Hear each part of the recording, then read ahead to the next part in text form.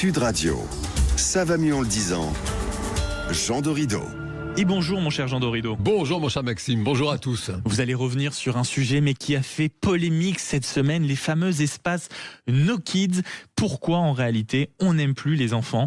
Et c'est vrai que ça a fait polémique avec ce choix de la SNCF d'admettre dans certains de ses wagons une option sans enfants. Mais le No Kids, en quoi ça consiste exactement? Eh bien mon cher Maxime, vous l'avez très bien rappelé, le No Kids en fait en bon français, cela désigne tout simplement des lieux, des services, des espaces dans lesquels les enfants sont tout simplement interdits. Cette tendance rencontre un succès fou aux USA ainsi qu'en Asie. Et chez nous, elle progresse de façon assez vertigineuse. Des restaurants, des hôtels, des campings affichent désormais sans complexe ce label qui n'a évidemment aucune légitimité. Et pour cause, puisqu'en France, toute forme de discrimination est interdite par le code pénal, y compris évidemment en ce qui concerne l'âge. Et pourtant, aujourd'hui, Maxime, vous l'avez dit, les entreprises publiques s'y mettent, à commencer par la SNCF qui lance une offre qui affiche la promesse de voitures sans enfants. Écoutez vos confrères de France 5 décrire ce nouveau produit, c'était cette semaine. La SNCF a lancé début janvier sa nouvelle classe affaires baptisée Optimum, des billets un peu plus chers pour des fauteuils plus confortables, des plats plus élaborés et donc moins de bruit puisque ces espaces sont interdits aux enfants de moins de 12 ans. Alors ça effectivement Jean, c'est pour le moins quand même surprenant pour ne pas dire choquant, mais comment se fait-il que ces offres quand même rencontrent le succès si vous voulez qu'on leur prévoit? Eh bien alors en fait cette intolérance aux enfants, Maxime, qui peuvent être c'est un fait parfois un peu turbulent, elle n'est pas nouvelle. Souvenez-vous par exemple de cette scène assez hilarante du film Tellement proche dans laquelle le jeune Lucien asperge François-Xavier de Maison, son oncle dans le film, de sauce au chocolat, provoquant un véritable drame familial. Putain, mais qui sont les enfants, bordel de merde!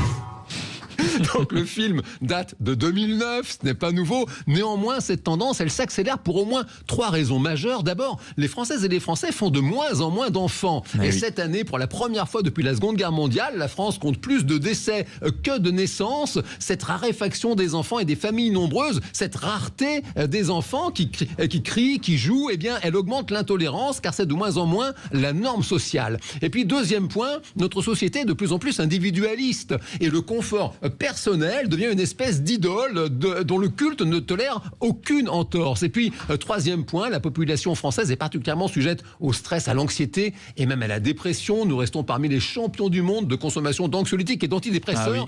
Ces états de fragilité psychique diminuent les capacités à se sentir bien, même au milieu du chahut de joyeux bambins.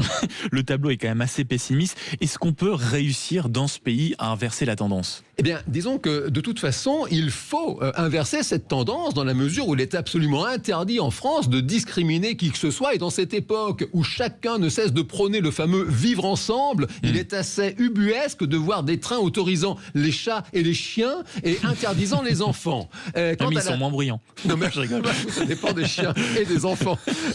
Quant à la faisabilité de cette inversion de tendance, eh bien, il est nécessaire sur ce point de développer les contacts et les échanges intergénérationnels. Les études de psychologie expérimentale montrent que la tolérance, en fait, cela se cultive, cela s'apprend par le contact entre groupes différents. La différence, mon cher Maxime, vous le savez bien, est une richesse. Et les enfants, c'est la vie. Il faut le rappeler en permanence. Et j'ai découvert qui je suis.